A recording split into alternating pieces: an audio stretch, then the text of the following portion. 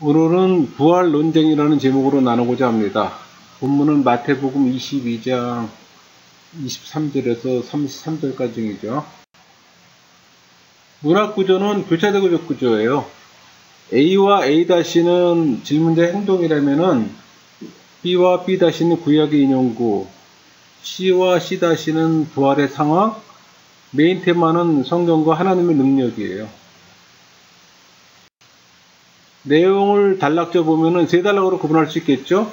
23절에서 28절까지는 부활 이후에 결혼 제도에 대한 사두개인의 질문이라면은 29절에서 32절까지는 부활 이후 결혼 제도에 대한 예수님의 답변, 33절은 예수님 가르침에 대해 관망하던 무리들의 경탄, 그렇게 볼 수가 있겠죠.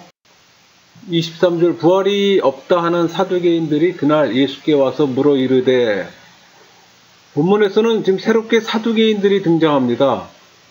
우리 그 앞장 21장 23절의 그 내용처럼 그 대제사장들과 백성들의 장로들이 예수님 권위에 출처된 질문을 했고, 또 22장 16절에 바리새인들과 헤롯 당원들은 납세에 대한 질문을 했고, 또 이어 본문에서 사두개인들은 지금 부활에 대해 질문을 합니다. 그러니까 여기서 우리는 당시 유대 종교 지도자들이 총동원되어서 지금 예수님을 음해하고 반대한다는 사실을 우리 지금 알 수가 있어요. 사두개인들은 다윗 시대 대제사장이었던 사독의 후손들과 그들의 추종자를 좀 가리킵니다.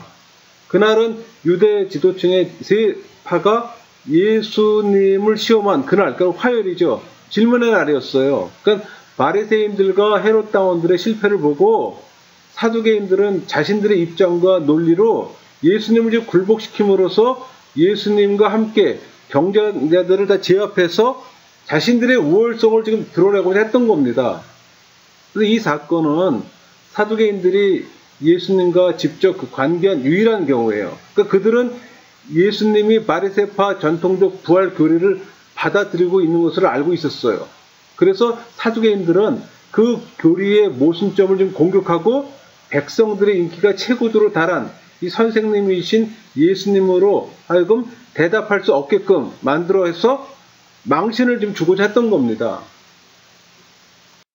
24절 선생님이여 모세가 일렀을 때 사람이 만일 자식이 없이 죽으면 그 동생이 그 아내에게 장가들어 형을 위하여 상속자를 세울지니라 하였나이다. 24절은 그 신명기 25장 5절 6절 요약된 내용입니다. 그걸 지금 인용하고 있는 거예요. 그러니까 본문 배경은 계대 결혼 제도입니다. 그러니까 수혼법이라고 하죠. 그러니까 형이나 아우가 아들 없이 죽었을 때 그 형제의 대를 위해서 형제가 대신해서 죽은 형제의 아내를 취해 그 아들을 낳아서 대를 이어주는 제도예요. 그러니까 예수님의 족보 가운데서도 보아스와 다시 결혼한 룻에게서 이런 예를 발견할 수가 있잖아요. 룻기 4장에서 볼 수 있는 내용이죠. 그러나 이것은 예수님 당시에는 거의 태화된 법조문이었습니다.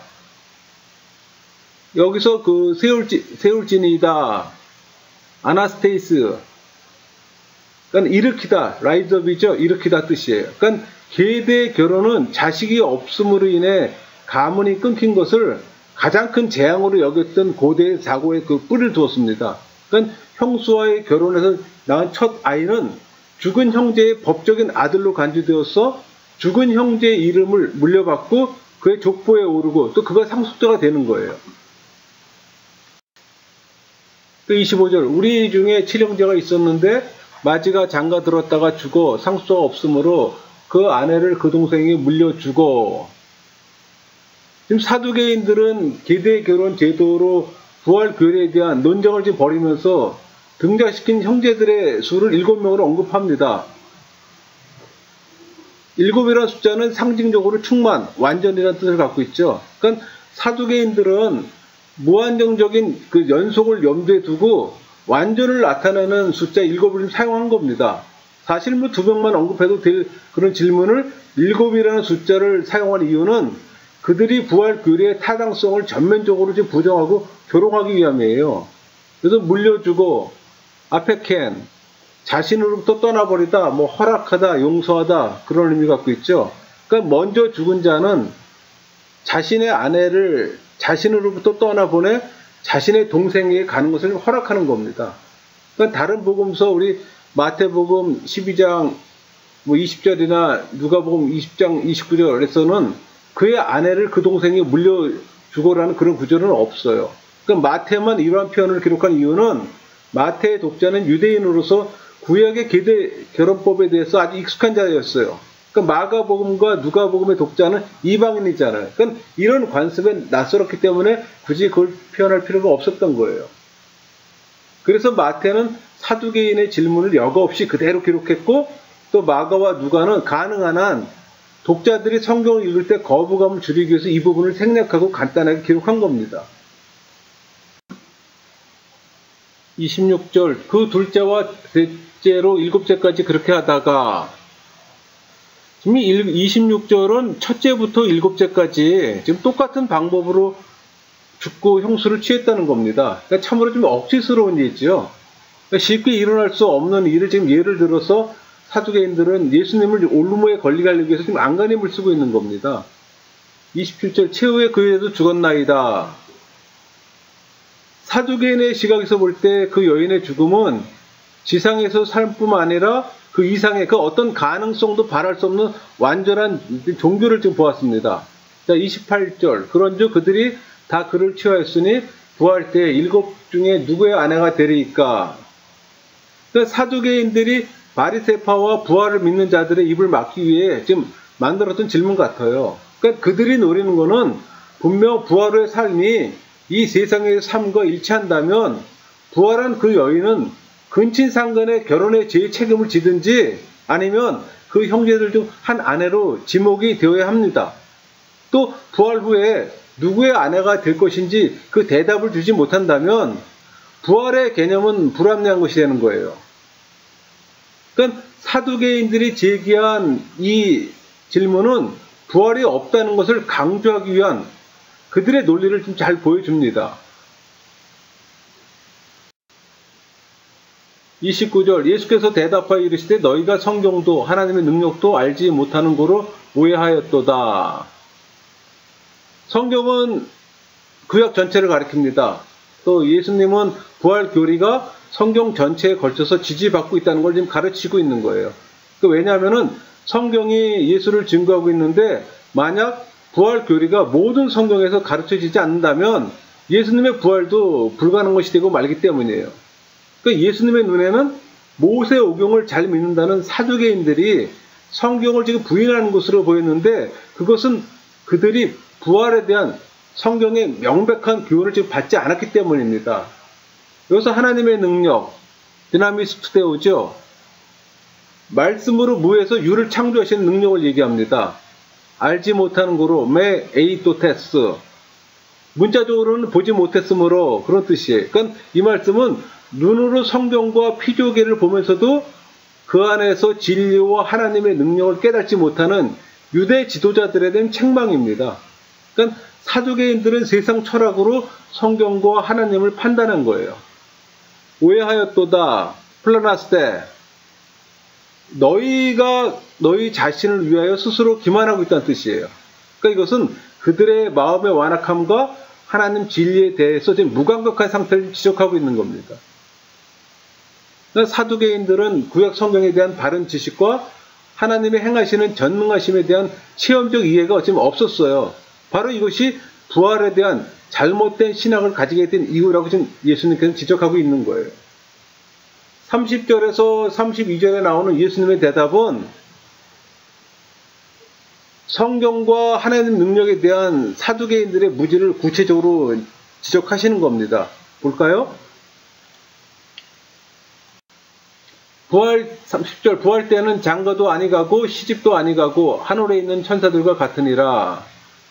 지금 예수님은 부활체의 상태를 분명하게 천사들과 비교해서 지금 가르치고 있습니다. 그러니까 천사들이 영적인 존재이듯이 부활한 인간의 몸도 영적인 존재라는 거예요. 그러나 천사가 되는 건 아니에요. 천사의 존재 특성과 유사한 존재가 되는 것이지. 그러니까 남녀의 구분은 하나님의 창조와 구속의 은혜를 드러내는 증거로 존속되는 거예요. 그러니까 천사들과 비교해서 말씀하신 거는 천사들의 존재를 부인하는 사두개인들에 대한 또 한 번의 공격입니다. 또 천사들의 실제와 영적인 특성을 완전히 계시하는 것이고. 31절 죽은 자의 부활을 논할진대 하나님이 너희에게 말씀하신 바. 지금 예수님께서는 31절과 다음에 나온 32절에서 사두개인의 성경에 대한 무지를 지금 구체적인 예를 들어 설명하시는 겁니다. 그러니까 예수님은 이제 성경의 증거들을 들어서 부활의 사실을 입증하시는 거예요. 이제 논리적으로 전개하는 겁니다. 그러니까 예수님은 하나님께서 모세에게 하신 말씀, 출애굽기 3장 6절 말씀처럼 또 이르시되 나는 네 조상의 하나님이니 아브라함의 하나님, 이삭의 하나님, 야곱의 하나님이니라. 당시 이스라엘 백성만이 아니라 현재 이스라엘 청중에게도 하신 말씀이에요. 하나님의 말씀은 언약 안에 있는 백성들에게 영원한 지금 말씀임을 알 수가 있습니다. 하나님의 백성들은 시공을 초월해 하나님의 말씀 앞에 있으므로 그 말씀을 늘 읽고 또 바로 깨닫는 일이 중요하죠. 32절 나는 아브라함의 하나님이요 이삭의 하나님이요 야곱의 하나님이로다 하신 것을 읽어보지 못하였느냐. 하나님은 죽은 자의 하나님이 아니요 살아있는 자의 하나님이시니라 하시니. 여기서 지금 나는 아브라함의 하나님, 이삭의 하나님, 야곱의 하나님이라는 이 구절은 사두개인들이 너무나 잘 알고 있는 내용이에요. 예수님은 그들에게 아주 매우 익숙한 성경 구절로 그들이 깨닫지 못하는 진리를 가르치고 있는 중입니다. 그러니까 본문은 구체적으로 하나님이 모세를 출애굽 지도자로 부르실 때 사용하신 표현이에요. 그러나 본문에서는 이 표현이 부활의 사실을 입증하는 증거 역할도 합니다. 여기서 살아있는 자의 하나님, 이 말은 하나님은 당신 백성들에게 참된 생명을 주시며 또 그들과 교제하시는 분이라는 뜻이에요. 그러니까 아브라함과 이삭과 야곱은 죽은 자들이 아니라 현재 하나님이 주신 영생을 누리면서 그분과 교제하고 있는 부활한 자들임을 지금 말하는 겁니다. 그러니까 성경에 대한 사두개인들의 그 무지를 그대로 지금 드러내시는 것이며 또 그들이 부정하는 부활의 사실을 인정할 수밖에 없도록 만드는 강력한 증거가 되는 거예요. 본절에는 지금 없지만은 본절과 병행 부인 그 누가복음 20장 38절 하나님이 죽은 자 하나님이 아니요 살아있는 자 하나님이시라 하나님에게는 모든 사람이 살았느니라 하시니. 그러니까 하나님에게는 모든 사람이 살았느니라는 표현입니다. 그러니까 이 말은 인간 세계에서 죽어 없어진 자들이 모두 부활하기 때문에 영원하신 하나님의 눈에는 모든 사람이 살아있다는 사실을 지금 가리키며 죽은 자의 부활에 대한 결론적 진술이 됩니다. 33절 무리가 듣고 그의 가르치심에 놀라더라. 마태복음에는 없지만 누가복음 20장 39절 서기관들 중 어떤 이들이 말하되 선생님 잘 말씀하셨나이다 하니. 지금 누가복음에서는 바리새파 서기관들이 지금 선생님 잘 말씀하셨나이다 대답하고 있잖아요. 그러니까 그들은 자기들의 정치적, 사상적 이 반대파인 사두개파를 예수님께서 완전히 지금 격파하신 것을 기뻐하고 있습니다. 대부분의 백성들도 유대교 안에서 날카로운 대립을 일으켰던 신학적 난제를 단지 성경만으로 해결하신 예수님의 신적 지식에 지금 놀라움을 금할 수 없었던 거예요. 놀라더라. 엑세플레소톤, 지나치게 마음의 충격을 받다 경악하게 되다. 그런 의미를 갖고 있잖아요. 그러니까 인간의 차원과 다른 예수님의 권위와 지혜의 경탐을 금치 못하는 인간들의 반응을 지금 특징적으로 보여주고 있는 구절입니다. 여러분, 부활의 논쟁을 통해서 우리 몇 가지 중요한 진리의 깨달음을 얻습니다. 그러니까 무지 중에 가장 큰 무지가 영적인 무지라는 사실이에요. 더 나아가 우리가 믿는 하나님은 어떤 하나님이신가를 알게 됩니다. 하나님은 살아계신 하나님입니다. 우리 하나님이시고 우리가 섬기는 경배의 대상이 되시는 전능하신 아버지 하나님이세요. 그렇기 때문에 우리는 어디를 가도 자신이 있습니다. 어디를 가도 외롭지 않아요. 왜? 하나님이 우리와 함께 하시기 때문에. 여러분, 바른 지식으로 부활과 영생에 관한 소망에 추후에 흔들림 없기를 소망합니다. 마치겠습니다.